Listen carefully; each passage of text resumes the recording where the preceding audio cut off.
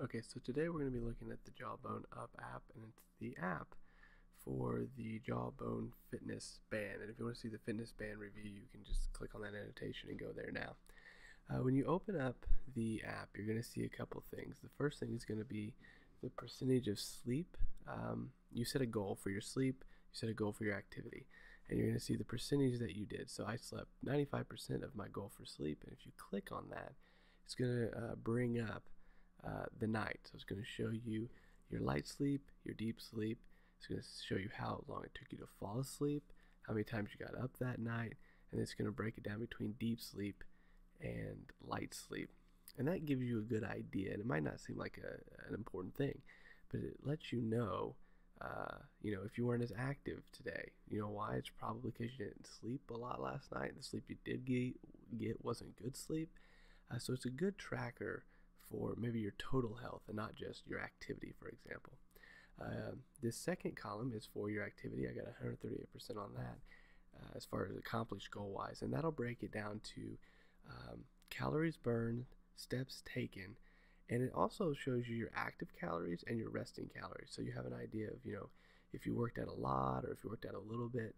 And I'll also show you your steps as well. And up there's a tracker to show you when you were the most active during the day and when you kind of slow down a little bit, your peak times basically, so you can have a tracker for that.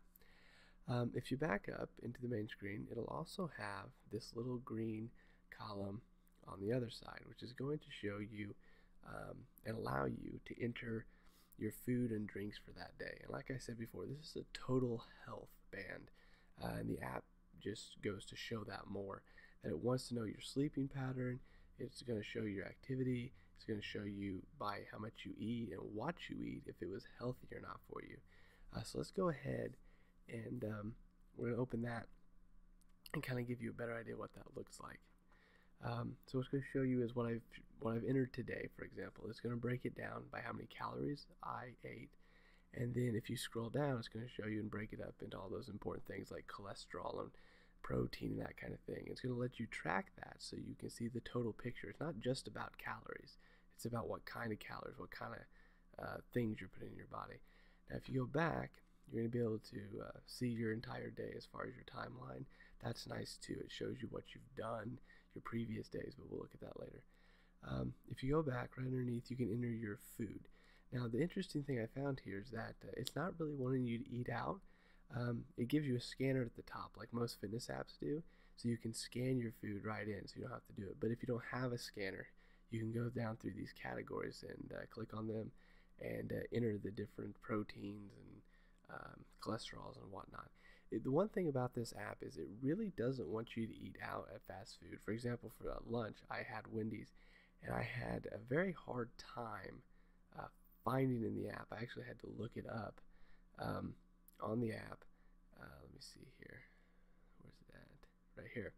I had to look my Wendy's honey style chicken sandwich up online and then enter all of that separately so that it could be entered correctly so I could track it. But the app really doesn't want you to eat out. In fact, the way it's set up, it really encourages you to enter things. So all these categories are here, and if you click on any of them, it'll have your basic sandwiches and snacks in, but you still have to enter manually some of the food. It's actually way better just to scan it. Also on the side here, it's got your notifications you can set, the settings you can set, and it also has these trends, which I've only been using a few days, actually one. So my trends aren't set up yet, but the trending thing is to show you, like in a week, if your sleeping pattern is consistent or if it's not, if your activity is consistent or it's not. So it's a nice feature there to have. It also shows your profile here that's shared. It's like your timeline, but it gives you just a different look essentially, and your profile picture that you can use as well. But overall, this is a great app because it shows you that the Jawbone Up is really about total fitness and not just activity.